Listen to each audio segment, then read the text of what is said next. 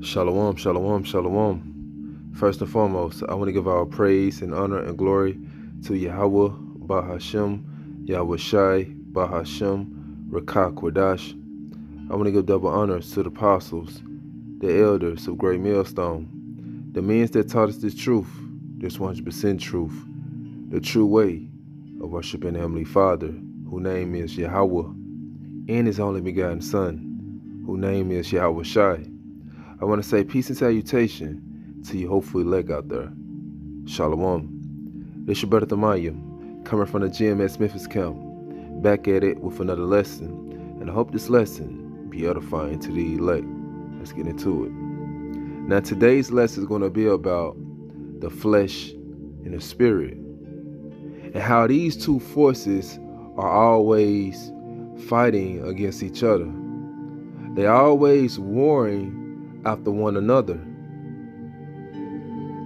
through that old man you used to be, or through the spiritual demon Satan trying to entice you to sin. But you always have to apply the scriptures.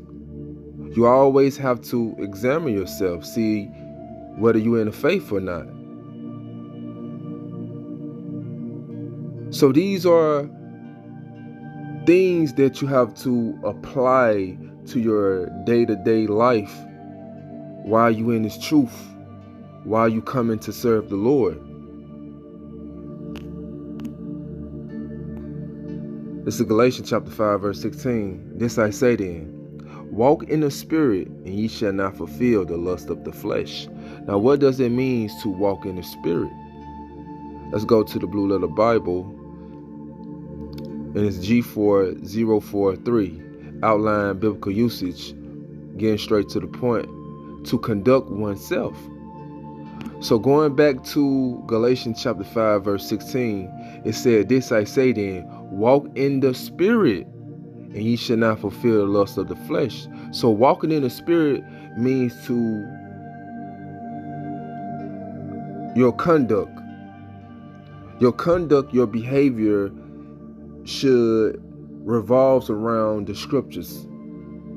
It should not be like that old man that you used to be in the world, that worldly man, always giving into his flesh, always giving to whatever his flesh desire. See, when you're walking in the spirit, you put discipline over your flesh. You don't give it what it desires, because you know that it can destroy you. It says, for the flesh lusts against the spirit, and the spirit against the flesh, and these are contrary to one to the other, so that ye cannot do the things that ye would. Let's read this in the NLT. This is Galatians chapter 5, verse 17 in the NLT. The sinful nature wants to do evil. So your sinful nature, your flesh wants to do evil, which is just the opposite of what the spirit wants. And the spirit gives us desires that are the opposite of what the sinful nature desires. These two forces are constantly fighting each other. So you are not free to carry out your good intention. So you have your flesh. It wants to do evil. It wants to be wicked. But you got the spirit, on the other hand, it wants to do things that are good. It wants to do things that are pleasing to the Lord. So that's why when you have these good intentions on doing what's right, you have the flesh always trying to stop it. It's trying to stop you from carrying out your good intention. And Apostle Paul, he said it perfect. Let's get this in Romans chapter 7, verse 18 in the NLT. It says, and I know that nothing good lives in me, that is in my sinful nature. I want to do what is right, but I can't. I want to do what is good, but I don't.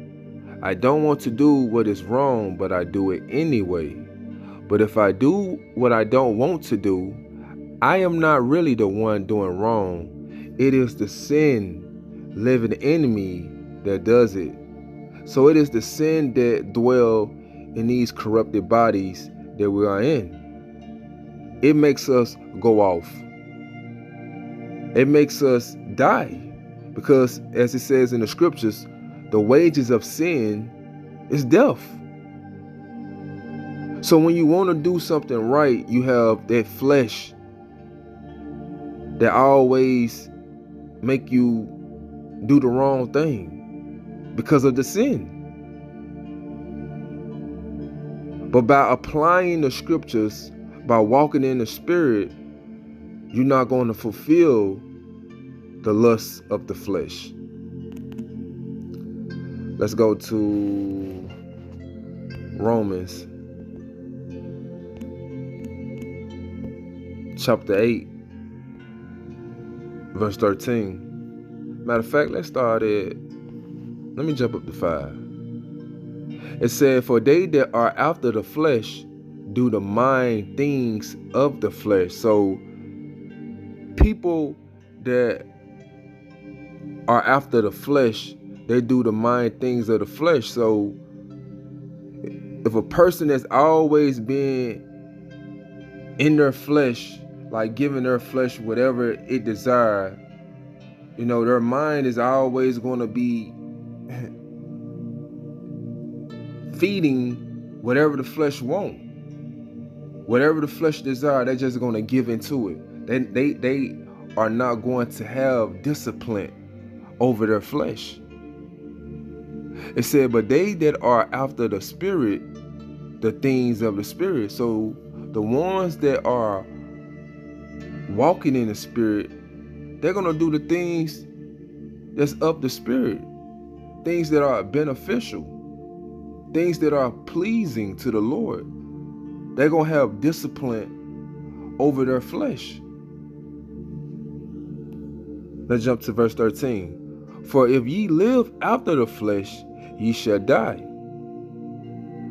Because as we've been reading, the flesh is wicked. It is corrupted. It wants to do evil. So if you live after the flesh, you're doing sin. And according to Romans 6 and verse 23, the wages of sin is death. So it's going to lead you to death in the end. It said, but if you through the spirit do mortify the deeds of the body, ye shall live. So if you walking in the spirit and you mortify the deeds, the works of the flesh, you're going to live. So you have to subdue your fleshly desires. You have to have control over your lusts. And that's going to, lead you to life. This is the battle. You have to fight. Walking in the spirit, for you don't fulfill the lust of the flesh. This is 2 Esdras, chapter 7, verse 57. It said, then answered he me and said, this is the condition of the battle which man that is born upon the earth shall fight, that if he be overcome, he shall suffer, thou hast said. But if he get the victory, he shall receive the thing that I say. So this is the condition of the battle that every man, every Israelite man that is born upon the earth, he's going to have to fight. And us brothers being in this truth, the Lord has called us out of darkness to his marvelous light. So we have to fight. Not to let the old man come back in, creep back in unaware. Not let the spiritual demon Satan sift us out. Because as it says in Sirach chapter 2 verse 1, my son, if thou come to serve the Lord, prepare your soul, prepare your spirit, because it's going to be tested. You're going to be tried. You're going to have to go through things with the Lord to prove yourself. So it's going to be a fight. But if you be overcome,